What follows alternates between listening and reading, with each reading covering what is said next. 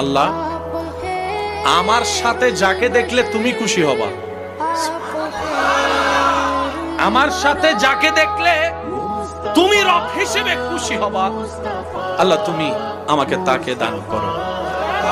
আল্লাহ আমাকে এমন একজন জীবন সাথী দাও যার সাথে প্রতিদিন না হলেও মাঝে মধ্যে হলো গভীর রাতে ঘুমটা হারাম করে তোমার দরবারে তাহাজ্জুদের সিজদা দিতে পারবো। সুবহানাল্লাহ। আল্লাহ আমার জীবনে এমন একজন নিয়ামত দাও যে ব্যক্তিটা আমার জীবনে আসলে আমার ভাঙ্গা ঘরটাও শান্তিতে রূপান্তর হয়ে যাবে।